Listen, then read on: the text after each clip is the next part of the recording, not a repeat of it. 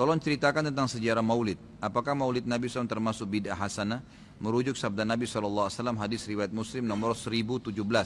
Barang siapa yang membuat-buat hal baru yang baik dalam Islam, maka baginya pahala dan pahala orang yang mengikutinya, dan begitu pula sebaliknya. Maulid Nabi SAW adalah merayakan hari lahir Nabi SAW. Awal mulanya muncul tahun 230 Hijriah. Dan ini muncul dari kerajaan dinasti Fatimiyah Syiah. Syiah ya, yang itu dibentuk pada saat itu di Mesir, dan mereka punya 6 macam maulid, dan sampai hari ini di Iran masih ada tuh. Jadi yang berfaham Syiah memang mengikuti ini. Sayangnya banyak ahli sunnah yang menarik ajaran ini, pemahaman ini ke pemahaman mereka, padahal sebenarnya pemahaman orang-orang Syiah. Dan Syiah ini jelas mengkafirkan sahabat, mengatakan Al-Quran kurang, gitu kan.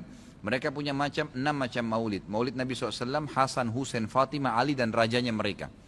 Dan mereka pada saat membaca maulid dengan zikir-zikir yang sering kita dengar sekarang, itu ya mereka berdiri di tengah-tengahnya karena menganggap ruhnya Nabi SAW sedang lewat. Banyak orang ahli sunnah di Indonesia yang benci dengan Syiah, karena pemahaman Syiah jelas ya mengkafirkan sahabat, mencaci maki Abu Bakar dan Umar, mengkafirkan mereka, mengatakan Quran kurang, tapi mereka tidak sadar maulid yang mereka lakukan adalah acara dari orang-orang Syiah, gitu kan? Anda boleh kembali kepada buku sejarah, semua buku sejarah menjelaskan masalah itu. Jadi munculnya di tahun 230 Hijriah dan dilakukan oleh Syiah ya pada saat itu yang mendirikan dinasti Fatimiyah namanya. Baik, itu kurang lebih gambaran tentang sejarahnya. Dan orang-orang Syiah Fatimiyah waktu itu mengadakan maulid. Review lagi kembali kenapa mereka buat. Ternyata mereka waktu itu di Mesir berbatasan dengan Bizantium, kerajaan Romawi. Dan waktu itu orang-orang Romawi mereka mengadakan maulidnya Nabi Isa, ya gitu. Maka orang-orang Syiah waktu itu mengatakan di Mesir, kalau gitu kita juga buat maulid untuk Nabi SAW. Maka dibuatlah. Dan sekarang Anda boleh tanya kepada siapapun, kiainya, habibnya, tanya, apakah Nabi SAW pernah melakukan maulid kayak Anda lakukan nih? Berzikir, baca salawat, berdiri, menganggap ruhnya Nabi sedang lewat, pernah? Pasti kalau mereka jujur, mereka akan mengatakan tidak pernah. Ditanya, lalu kenapa Anda lakukan? Bentuk cinta kepada Nabi SAW. Bentuk cinta itu harusnya mengikuti dan mencontohi dan melakukan apa yang dicontohkan dan diperintahkan saja, nggak menambah, gitu kan? Karena kalau kita menambah, seakan-akan kita menganggap Nabi SAW masih ada yang belum disampaikan. Para Nabi sudah pada saat meninggal menyampaikan semua. Apa kata Ibnu Katsir rahimahullah? Beliau mengatakan kalimat yang mulia pada saat menafsirkan surah Al-Maidah ayat 3. Al-yawma akmaltu lakum dinakum wa atmamtu alaikum ni'mati wa raditu lakumul Islam madina. Hari ini aku sempurnakan agama kalian, nikmatku untuk kalian, dan aku ridho Islam sebagai agama kalian, kata Ibnu Katsir. Ayat ini dalil yang paling nyata dan jelas ya, menekankan bahwasanya Nabi SAW tidak menghembuskan nafas terakhirnya kecuali sudah menyampaikan semua apa yang Allah tuntunkan, dan umat ini tidak butuh lagi tambahan, yang kecil sampai yang besar, yang samar-samar sampai yang jelas, gitu kan? Semua dijelaskan, semua sudah disampaikan. Dan Nabi SAW pada saat mau meninggal dunia di Haji Wada, beliau mengatakan halla ballagtu, ingatlah saya sudah sampaikan kepada kalian. Allah ballagtu, ingatlah saya sudah sampaikan kepada kalian, sudah cukup semuanya. Maka jangan ditambah, jangan dikurangin, saudaraku. Bacalah salawat, Nabi SAW perintahin tuh, banyak perintah salawat. Baca 10 kali pagi, 10 kali sore, zikir pagi sore. Boleh juga dijadikan sebagai zikir rutin kita tiap hari. Nabi SAW perintahkan untuk baca salawat, gitu kan. Dianjurkan untuk membaca. Di hari Jumat disuruh memperbanyak salawat untuk Nabi SAW. Setiap kali disebut namanya SAW. Dalam majelis ini berapa kali kita katakan Nabi SAW, Nabi SAW. Itu semua fadilah, itu diperintahkan, gitu kan. Tapi jangan dikarang secara khusus, karena itu akan menambah. Sekali lagi, saya tidak menyalahkan. Kalau Anda ngotot mengerjakannya, mengatakan ini benar, silahkan, itu hak Anda. Saya menyampaikan apa yang saya ketahui, gitu kan. Saya tidak menyalahkan, tidak menghardik, saya mengingatkan apa yang saya ketahui. Kalau Anda anggap ini benar, terimalah, gitu kan. Karena orang yang bijaksana, orang yang berakal adalah orang kalau menerima, mendengar sebuah penyampaian dan itu benar, lebih benar dari apa yang dia ketahui sebelumnya, maka dia menerimanya. Ya, maka dia akan selamat dari sifat sombong, kan gitu. Kalau masalah hadis yang disebutkan tadi, Nabi SAW mengatakan barang siapa yang membuat hal yang baru. Jadi ini terjemahannya pun keliru sebenarnya, gitu kan. Jadi kisahnya begini, ini hadis Bukhari.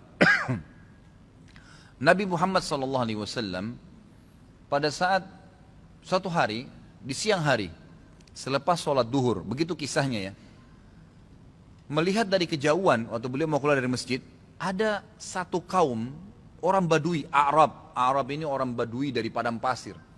Yang datang ke Madinah berharap mendapatkan sedekah. Karena miskinnya mereka, dalam riwayat ini dikatakan sampai mereka hanya menggunakan satu lembar kain yang tidak dijahit.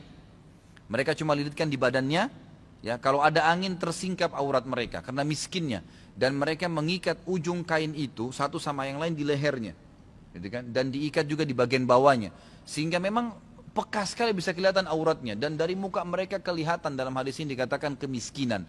Wajahnya sudah hitam, kelihatan tua sekali karena susahnya. Lalu Nabi SAW naik di atas mimbar sambil berkata, ini pentingnya mempelajari sababul wurudnya hadis. Sebabnya hadis disebutkan, sama kalau ayat sababun nuzul ya. Perhatikan hadis tadi yang disebutkan, ini adalah sababul wurudnya. Ini saya ceritakan sekarang.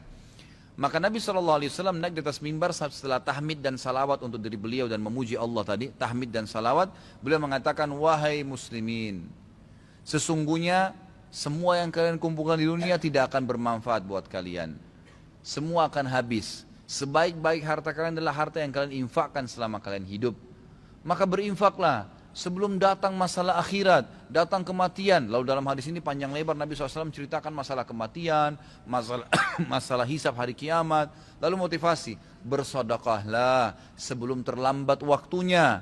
Ya, semua yang punya sesuatu di rumahnya bersedekah. Berikan orang-orang yang susah itu, yang datang menuju ke masjid. Berikan kepada mereka sebelum mereka injak masjid ini.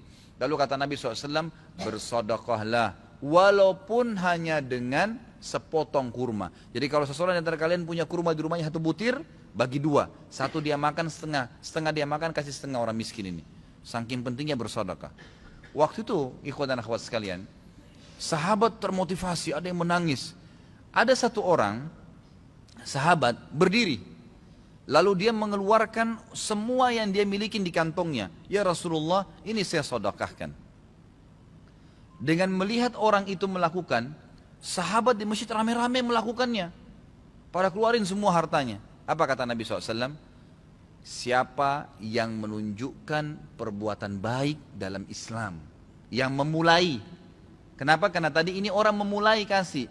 Maka dia akan mendapatkan pahala orang yang melakukannya tanpa dikurangi sedikit pun dari pahala orang yang melakukannya.